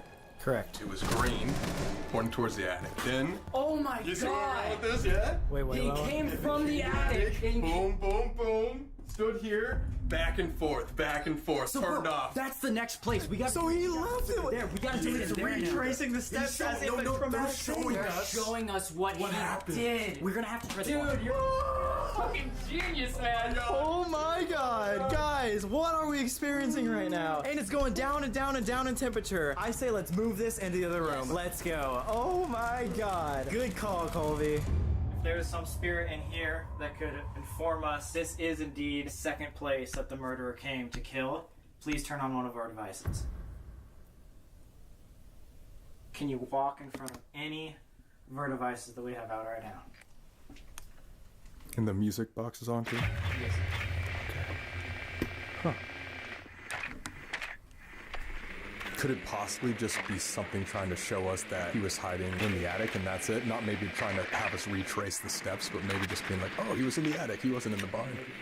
Maybe he hit 2 kids and they went downstairs because he knew he could trap them up here. I love showing like moments like this because it just really shows that like our equipment doesn't always just jank off and go like crazy. Yeah. We've basically positioned some piece of equipment in every corner of the room. So if this is the correct room that the killer went in after the parents' house, please make a sign.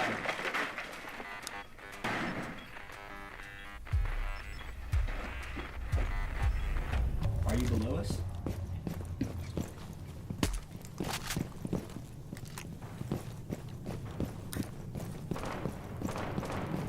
Do you want us to leave?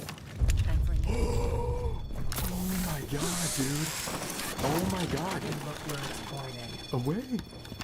To the exit. It wants us to leave. So nothing's in here, but it wants us to leave. Do you think it wants us to leave the room or the house? I'm gonna go with the room. I don't want to go to the house yet. Okay, cool. Let's get out of the room. We're gonna leave the room. Thank you for letting us know. I really think that we should do something in the attic. If the killer was waiting in the attic, he's waiting there for a long time. If this activity is residual, he's bound to still have an imprint in the attic. What if we can talk to him via like a spirit box or something? The spirit box isn't right on. Is it back? What? No running in the hole! Those? Didn't you guys like just replace those? Yeah, no, it was. I literally tested it before we came here. What? Wait, what? Wait, can you take out one of the batteries and put it back in? Maybe it just got fucked because of the cold or something. Dude. Completely dead. That's like, what, the 4th or 5th thing that died today? Are we taking a little trip away? Maybe.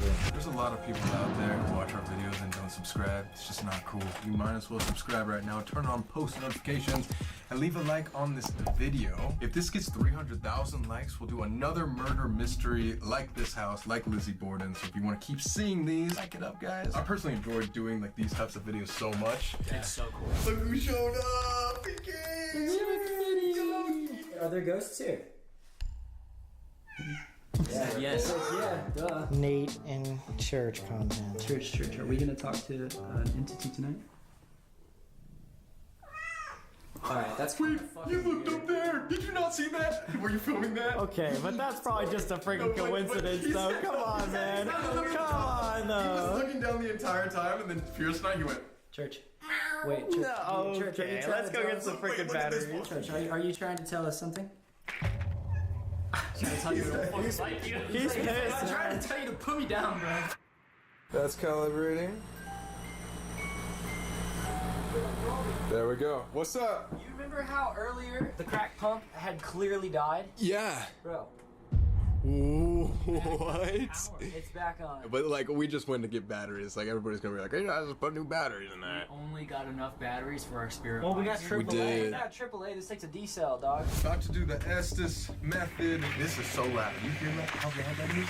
Oh wow, that is So loud. It's not even scanning yet. As soon as I start making this thing scan, he's not gonna hear anything. This is like the loudest I've ever done. Can you give us a sign if you want to talk to us? We're about to do this. No. If that's you, can you please turn it off? We want to talk to you. Oh my god. Oh no. The train's coming. Hey, the train's coming. The train's Oh, this is perfect. Let's go. Let's go. Wait, what is that? Is somebody here? If you're here, will you make yourself known?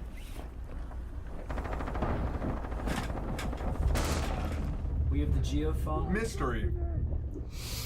Oh, yes! If anyone is here. Oh, it sounds like it's talking, like two people Special. talking to each other. Family.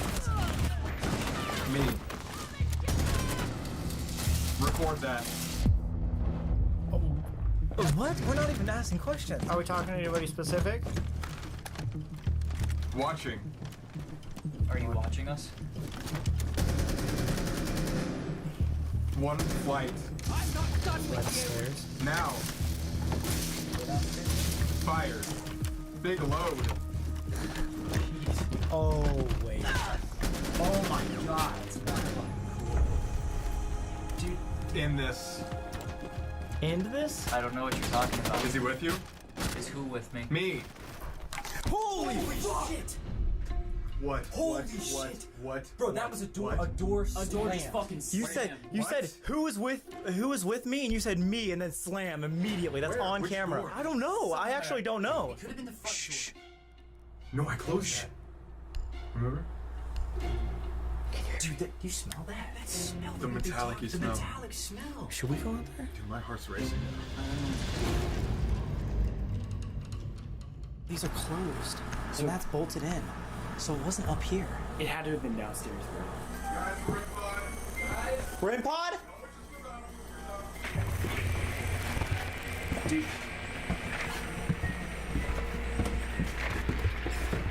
Dude.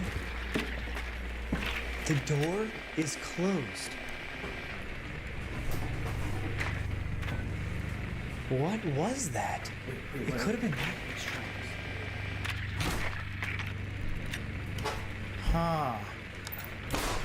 Maybe that, but in that case it would have been closed. Yeah, dude, that's a big wind that's doing that. I don't know. I don't think that would be it. This would be the wind that would shut it.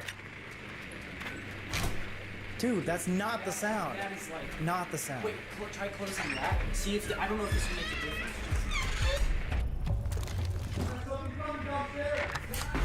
No, okay, look, he just yelled something is coming downstairs. What? Dude, they're doing the method right here. They're doing the method.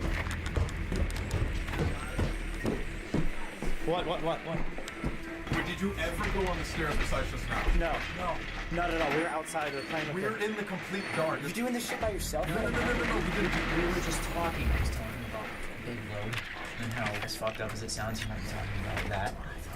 And the REM pod went off. I immediately shut my flashlight off because I wanted to just sit here and just see if it would communicate even further. So it didn't communicate, and then all of a sudden, Colby's like, do you want us to leave? And the music box went off. Dude, what scares me too is when we were downstairs, we were testing that door, and it did not sound anything like it. I know, but then while you guys were doing that, and I know you weren't at the stairs, the music box that you put by the stairs started going off. The top of the staircase? And it was, I said, do you want us to leave? This one went off. You slammed the door, and then this one went off. Like, it went downstairs to, like, be like, what was And that? so that's why you guys are screaming it's coming down the stairs? The creepy thing is when we said coming down the stairs, this music box started going off. So, So it came back in, it was like scared.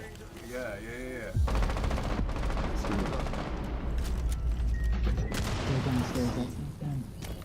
That wasn't them. Guys, something's coming downstairs! Guys, something is coming downstairs! Oh my god, wait, no, it's coming downstairs. Oh my god. If there's something here just watching us, can you just please just give us one sign if you want us to leave? That's all we want to know. I know we're recording. I know you probably don't like that. But If you can make that music box go off again. It did. You could hear that. Right after that. So what do we do? She said leave, and this thing said going down the stairs. The logical next step is to go into the room. What if it's tracing steps? So guys, we're going into a place where apparently the final murders took place, and to me, the most disgusting of them all. I'm genuinely disgusted and I feel sick in my stomach when I'm in this room. Whoa. It's like something waiting for us to come in here, so I'm just standing at the doorway waiting. If it was something that's like actually blocking it, it would be consistent. Did you see that, dude? Yeah. Wait, what is going on with this ball right now? The floors might be like a tad uneven, I don't know. But it's still moving. If it just gets kicked towards us, like... I'm done. Yeah. Can you move that ball? Kick that ball towards us and we'll leave like you want it. Alright, are we ready? Yes, sir. We're here. I think he was right here. No way! What? You're kidding. Cold. You think what was right here? Please. Can you explain? What was right here? You walk away. Oh my god! Who are you? Who's talking to us right now?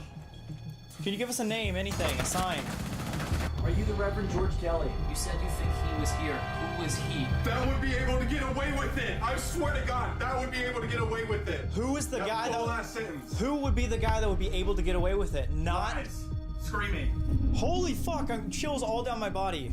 Trust me. Give us a name. Please give us a name. We're listening. He said, "Who would be the person that would be able to get away with it?" Holy fuck! Remember. We're remembering. We remember you. Dude, chills. I'm freezing. Do we know this name? That's the reason why. What's the reason why? What was the reason for these murders? I needed. You needed to? I can't believe how long this REM pod's been going off. This is nuts. I almost feel like we should turn it off. The ball in the closet's going on. Oh my god. You have to squeeze that thing. I'm gonna reset this. Train. Did the killer take the train? Implications of something. Implications of the train? Who are we speaking with? Yes, please tell us who you are. You know. No, we don't. Are we talking to? You know. Oh my god. Paul Miller. Was he the murderer?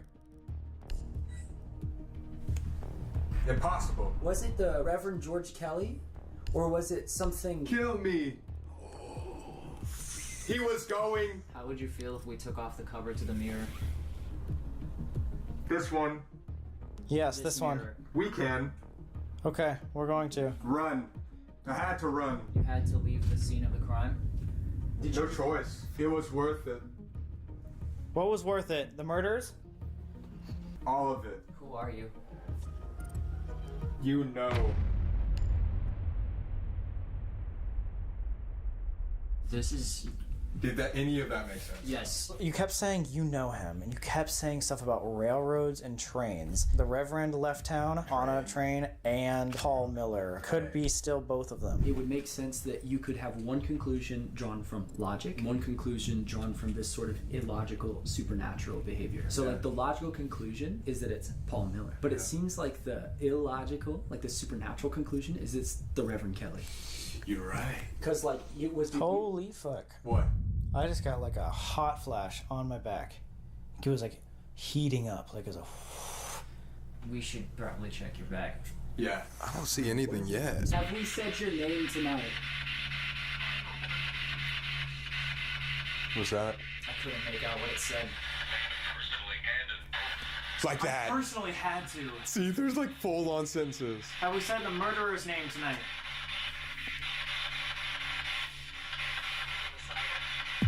Oh! Can't decide yet, or something like that. Or was it can you decide yet? Like it's playing with us. Bro, I'm telling you. It's an enable them, enabled them. Train tracks enabled them. That was something like that. And it's going off again. We're not moving, guys. We're not moving. What happens if we set the spirit box in that closet? We can try. Alright guys, we are yet again trying. We're doing the spirit box without the headphones for a minute there. We're gonna just have Sam go under since I went under for so long. Alright, this is your last chance. Put out the lamp. Put out the lamp? Or I put out the lamp? Do you want us to turn off the light? He's here. He's here. Who Who's here? You're messing with us, aren't you? Thanks for being here. It's fucking with us. Yeah. I think it is too. With it though. All over. We are. Blood? What was all over? That ball just went on behind Sam. Are you in the closet right now? You'll see why I'm so excited. That was a full sentence. Are you a German immigrant? I was so cold, dude. There was something right behind him. Are you standing right behind Sam? Did you enjoy killing them? Behind. Did you commit these murders because you're a pervert? Didn't you guys talk about this at the beginning? What? Oh. What? Gosh. Did you masturbate to the murders that you committed? Oh, I'm the Reverend! What? What the fuck? It's clear as day! No! I'm the Reverend? Did that make sense with all the other stuff or no? Absolutely. 100, like almost too good. I asked. Oh, right there it said, see what you can do with that. How do we know this thing isn't fucking with us? The more into the emotional intensity of this you drive, the more that thing responds. Guys, we're gonna be honest with you. We've been doing the Estes method for what, an hour now? We were all just like talking off camera for a second, and it's like we're getting so many different things where it could be Frank, could be, you know, the pervert George, could be a serial killer. We have literally no idea. And the answer was so perfect. And it's almost too good to be true. Yeah, the last thing the you Reverend said. thing? Yeah, the Reverend. But I'm down if you guys want to like try it one more time, or maybe like one of you guys go under if you want. Holy shit, the flashlight just went on. And the capital's going off right now. That might have been the rug, but flashlights definitely. Flashlight. That is not us. If we are trying to do one more, I would say you guys and masturbate. Viewers watching would want us to do one more because this is an awesome story. We gotta figure this out. To find closure. Final try. This has to be the It final. has some guys. We've tried for hours. I hope they are sitting there liking, subscribing because we are putting in hours. Thank you very much. Nate has only done this one time too. I'm pretty freaked out right now. It's scary, man. It's scary. Against the wall that there's axe murder marks right there. Thanks for emphasizing that. Can you tell us your name? I don't want. You don't want to be known? Are you embarrassed? Yeah. Accomplish. Why is that going on? Was it this thing, maybe? No. Or is your phone in your pocket, maybe? Oh, maybe your phone's right there. Did you know the killer? Yeah, my phone's on, my bad. I think you've been playing tricks with us all night. Oh, it's tricky. It's tricky. From far. From far. She's not here. Far. You from Germany? Yeah, where are you from? So you're not forced. Did you work on a farm? Good answer. Good answer. Whoa, somebody work Paul Miller's first ever murder was on a farm in Newton. The horse had a broken leg and Paul fixed it. Paul Miller. He's a very skilled guy. A horse's leg was broken. He was able to fix the horse's leg. I just got chills. That's so right. Paul Miller? I've so many. Did you kill so many? Passion. Were you an expert at killing people? Horn. The lights are off! Oh, Light off. fuck! Yo! Nate! Coming. Nate, wait, somebody grab him! The lights off! The lights off! I don't know what you just said right before, but then it completely turned off right now. Is it dead? Yes. It just completely died? Holy shit, that scared the hell out of me. Let's keep going. Yes, definitely. Keep going. Are you taking the power from our equipment? It allows for greater. Yes. It allows for greater communication. The farm. Broken. A horse leg. Horse. So many kills. Always killing people with an axe? Town from town. Oh town from my town. god! Holy fuck. Paul. You know Paul? Yes. You know Paul? Paul Miller. Yeah. We're talking about it. Yeah, we're talking about Paul Right Miller. there. So I enjoyed it. Oh my god! Wait, what the hell? is that what Paul Miller Yes. said here? You didn't even finish talking. Did you make Paul do it? If I was him, The spirit wanted to do it. I enjoyed it if I was him. yes. Yes. There we go. Yes. I would have enjoyed it if I was him. Yes. That is what we're looking Here. Yo, get him out of this. We gotta tell him. Done. Done. Yes, we're No, done. fuck. Oh my God. Done. Yes, you did that. I said we're done. get him out of this, and then you said done. You kept saying either Paul or like it was him, and then we figured out that like it might have actually been a spirit with him here, and that's why he enjoyed it. Do you remember the dark shadow that Johnny was talking about at the beginning? What if that evil entity just was with Paul, having a great time enjoying it with him? Came to a conclusion. We're talking obviously a lot about this. We want to present those conclusions to you guys, but also open up the floor for you guys to tell us what you think. Could be other inferences made through the Estes method or other research that you guys do on these people that we've interviewed. There's a lot of information we probably didn't cover.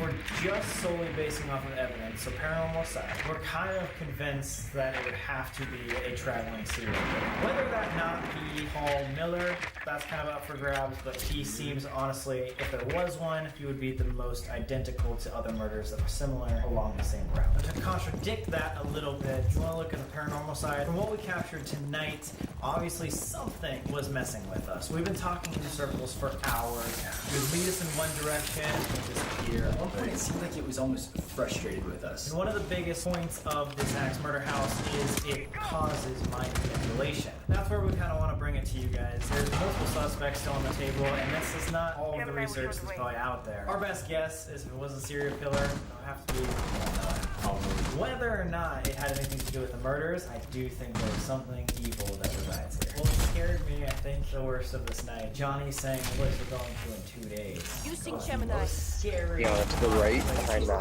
the desk. For this said the Sally House. Works here. If you're excited for the next video, make sure to subscribe and like this video because, like we said, 300,000 likes, we will do another murder mystery case just like this one. We want you to come up with your own conclusions, and although it was ours, but and make sure to go check out these guys. They got channels, they got Instagrams, all that good stuff. Thank you for enduring another long night. Go check out our new Shatter merch collection out right now. Yeah! You want to see behind the scenes and other investigations just like this one that we're doing tomorrow, go check out Explorer Club. We have a lot of other videos on there as well. So with that, next week we'll see you guys at the Sally House. Maybe if we survive. Maybe. So adios. Peace.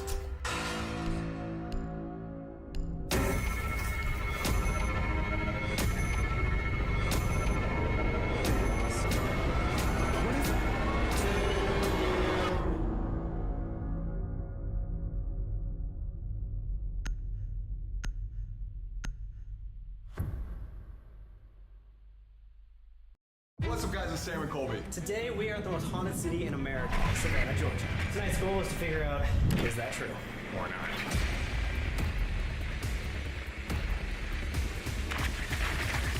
Tonight, we are here with Carl and Noah. Tending to be excited, but I'm actually so scared right now. My heart's just already like racing. Like you can feel it. Like it's like. Yeah, get it. Whoa, it's very Why did you just touch him on the nipple? It's not where his heart is. That's not even where his heart is at all. What the? 1 to 10, 10 being like, I believe, 1 being like, I'm very skeptical. Where do you land on the believe scale? It started at a 7, and now just walking in here, I'm at an 8. Wow! I was gonna do one low. I was feeling like a 6.3, and now I'm like at a 7.1. Wait, why? What just happened? When we first like got in here, okay, me and Carl were standing like a little bit over there. Right at the bar. There. And then there's like we both heard it like a little like. Unacceptable. Like. Wait, what was that? Okay.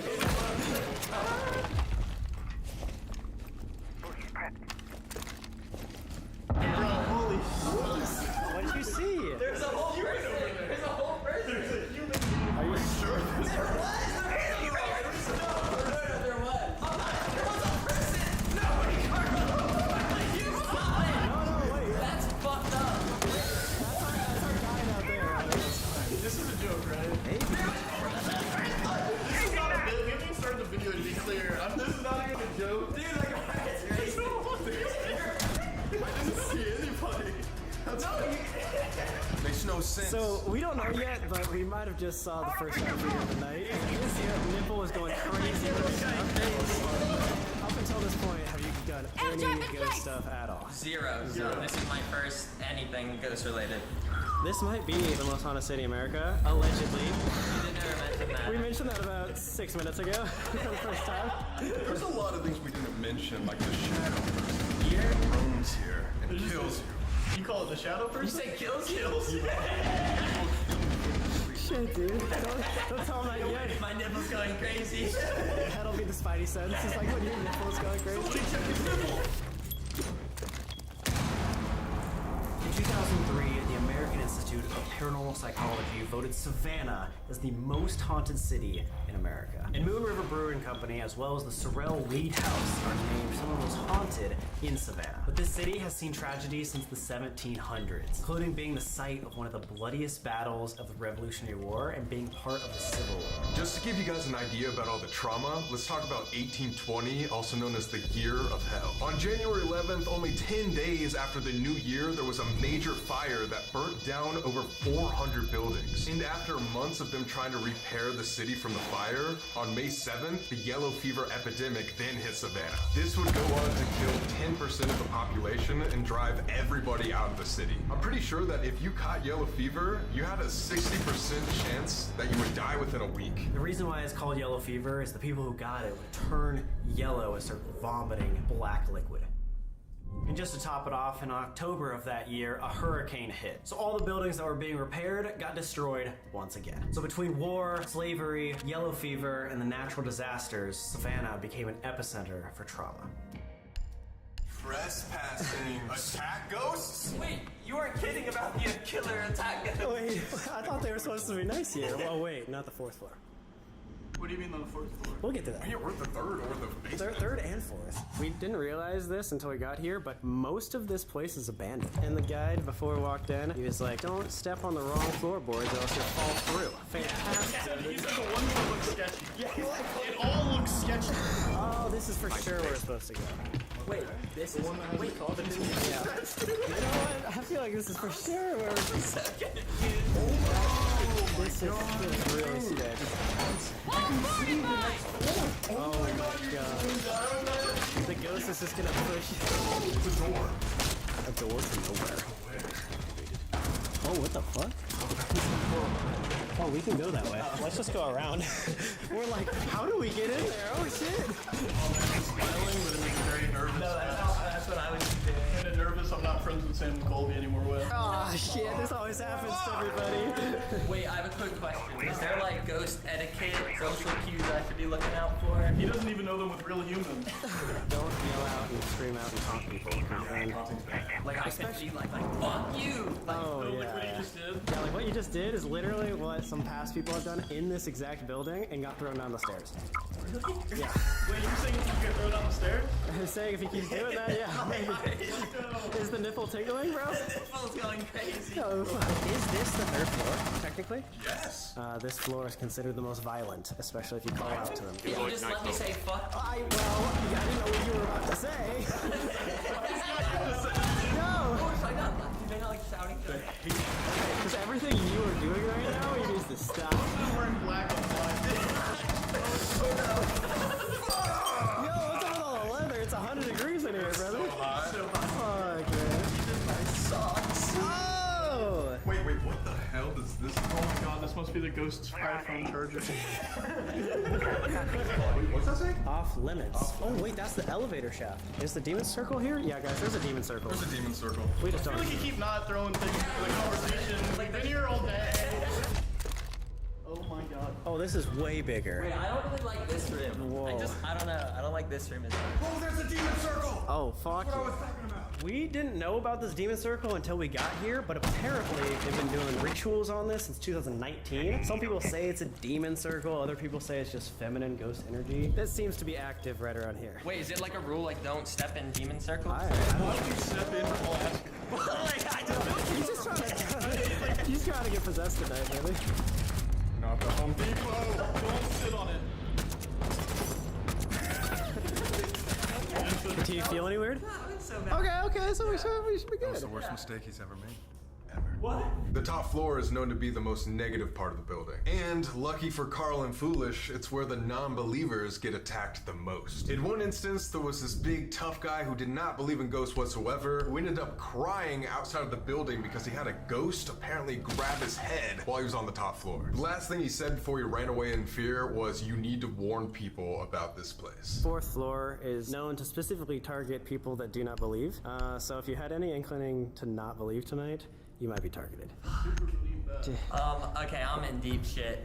Did you lie to us at the beginning of the video? Well, like, no. Go, well, like, okay, ghosts, demons, I'm on your side. Look, I'm on your side? You're on the side of the demons? Did you just say you're on the side of the demons? I'm on the side of the demons. Well, demons, though, if you're listening, next question. While we were flying to Savannah, he said he didn't believe. We're gonna fall through demons, dude. Alright, it's time to take a tour, but apparently we're not gonna just be taking it with a tour guide, but a psychic as well named Yay. She's never been here before, so she's gonna just take us from floor to floor and just let us know which is most haunted. I feel like she's gonna say the basement's the worst. Yeah, people usually hate basements, I think, from what I've watched. I'm on team basement, I think, mainly. Dude, you're on everyone's team tonight, Team demons. I'm a people pleaser, I'm sorry. Yo, what if she says, like, dude, Loading I new have map. this feeling that across the bar there's a shadow figure going back and forth, right where you saw that? I would actually lose it. I would actually lose that. Let's go find out. Door secured. I'm Mike, owner-operator of Truth and Evidence Paranormal. Christy is my partner in crime here at Moon River for the investigations that we offer. And then this is our psychic at our store, Miss Psychic Yay. Feeling stuff in my chest, not just because the cigars I smoke, but also I feel like there was a lot of pressure from a few people, like, let me just tap it for a second. There was definitely something around the windows, and I do feel like there's a presence of a teenage boy, like preteen. I see a lot of men, a few women. Whatever's going on with that kid, the preteen, he wants some candy, and somebody wants some whiskey. So, Probably not the kid. Well, it was the 1800s, you never know. Oh, true. Yeah. Probably wanted whiskey also. Can you describe what you kind of...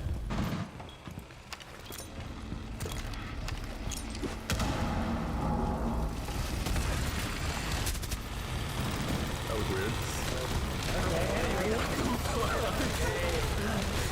Certainly not the first time, definitely won't be the last time. We have pretty consistent camera malfunctions up here and the basement specifically. Like those are the two. Yeah, right about there, right where he's standing. Dang it. Right after the Year of Hell, the Moon River Brewing Company opened in 1821 as the City Hotel. The building was used as a variety of different businesses over the decades, but was rumored to be a hospital in the late 1800s during the yellow fever epidemic. It officially opened as the Moon River Brewing Company in 1999, and this is where the paranormal manifestations began. The city actually commissioned part of the building, mainly the upper two floors, as a yellow fever hospital in the 1876 yellow fever epidemic. A lot of whiskey. Oh my god, sorry, that scared me. That's Harry the pigeon. Hey, Harry. Does Harry have a girlfriend? Dude, no shot. Thanks, guys. My heart just, you're off. Here we go. This is it. You know, people's lives were taken here for malicious intent. Yay was talking about whiskey. What comes to my mind is someone we experience here regularly. It's a guy named James Stark. He actually died by being shot by a local doctor here. The most famous ghost story originates from a duel between the town drunk and a very notable doctor. So James Stark, the town drunk, was very angry with Dr. Minas over a game of cards. He ended up calling him, quote, a damned Jew who ought to be pissed upon. It wasn't worth the gunpowder it would take to kill him. This obviously began a massive fight that went on for months that resulted in setting up. Back in the day, dueling was a very, very common way to get disputes out between men. You guys have probably seen this before where two people start back to back, they walk, and then point at each other at the same time. Whoever dies first loses. However, on the day of the Stark and Minas duel, Minas never showed up, making Stark shoot his gun in the air, declaring victory. This obviously made Dr. Minas very upset, so he ended up confronting James Stark at the Moon River Brewing Company. So nobody knows how this really went down, but the story goes that Minas shot Stark in the chest and he died on the main staircase of the building. He did fall down the stairs and he fell flat on his face. And he was dead by the time he hit the floor. But the craziest part is that Minas got acquitted at his trial and basically got away with murder. And to this day, these two still haunt this building. People hear guns firing, noises at the bar, there's even bottles being thrown, and Stark still continues to wreak havoc. With the amount of people that died here over the years, it definitely has the possibility and the potential to be the most haunted city. I haven't been to every city where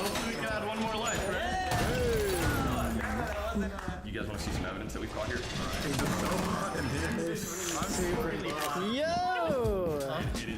Yeah. Do you think this will attract the ghost or like make them?